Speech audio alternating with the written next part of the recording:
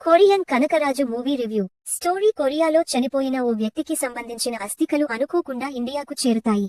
మరోవైపు పెనుకొండకు చెందిన కనకరాజు, వరుణ్ తేజ్ చాలా కోపిష్టి. అన్యాయం కనిపిస్తే వెంటనే ఎదిరించే స్వభావం అతనిది. తన స్నేహితుడు కిష్టప్ప, సత్య తో కలిసి తిరిగే కనకరాజు జీవితంలోకి చైత్ర, రితికా నాయక్ రావడంతో ప్రేమ కూడా మొదలవుతుంది. అయితే అనుకోని పరిస్థితుల్లో ఓ ఆత్మ కనకరాజు శరీరంలోకి ప్రవేశిస్తుంది. దీంతో అతని జీవితం పూర్తిగా మారిపోతుంది. ఆ ఆత్మ ఎవరిది?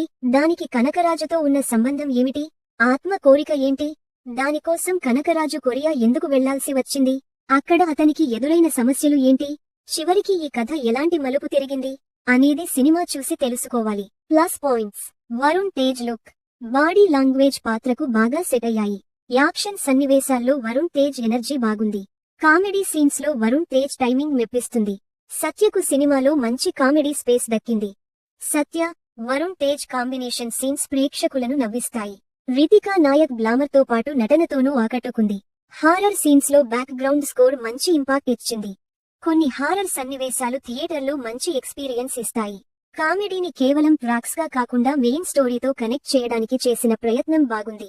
దర్శకుడు మేర్లపాక గాంధీ టేకింగ్ లో తన కామెడీ మార్క్ కనిపిస్తుంది. సెకండ్ హాఫ్ లో వచ్చే కొన్ని ట్విస్టులు ఆసక్తిని పెంచుతాయి. క్లైమాక్స్ సినిమాకు మంచి ముగింపును ఇస్తుంది. విజువల్స్, లొకేషన్స్ సినిమాకు రిచ్ లుక్ తీసుకొచ్చాయి. నిర్మాణ విలువలు కథకు తగ్గట్టుగా ఉన్నాయి.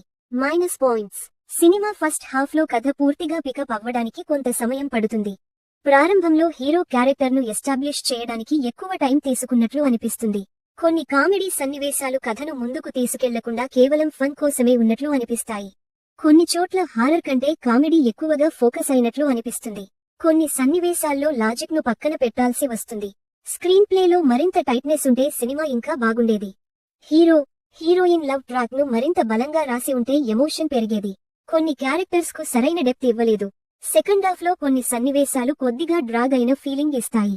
హారర్ ఎలిమెంట్స్ ను మరింత బలంగా ఎలివేట్ చేసే అవకాశం ఉంది. కథలోని కొన్ని ప్రశ్నలకు మరింత క్లియర్ గా సమాధానాలు ఇచ్చి ఉంటే బాగుండేది. ఫైనల్ వర్డ్: కొరియన్ కనకరాజు లో కొత్త concept, comedy, horror, action, emotions అన్నీ మిక్స్ చేసి ఒక కమర్షియల్ ఎంటర్టైనర్ గా తెరకెక్కించే ప్రయత్నం చేశారు. వరుణ్ తేజ్ తన పెర్ఫార్మెన్స్ తో సినిమాను ముందుకు తీసుకెళ్లగా, సత్య కామెడీ సినిమాకు మంచి బూస్ట్ ఇచ్చింది. రితికా నాయక్ కూడా తన పాత్రకు న్యాయం చేసింది. దర్శకుడు మేర్లపాక గాంధీ కొన్ని చోట్ల మంచి టేకింగ్ తో ఆకట్టుకున్నాడు. అయితే స్క్రీన్ ప్లేలో కొన్ని స్లో మూమెంట్స్, లాజిక్ మిస్సింగ్, కొన్ని పాత్రలకు తగినంత డెప్త్ లేకపోవడం సినిమాకు మైనస్లుగా మారాయి. మొత్తంగా చూస్తే లాజిక్స్ ను ఎక్కువగా పట్టించుకోకుండా horror plus comedy plus action entertainer గా చూస్తే కొరియన్ కనకరాజు మంచి టైం పాస్ మూవీ.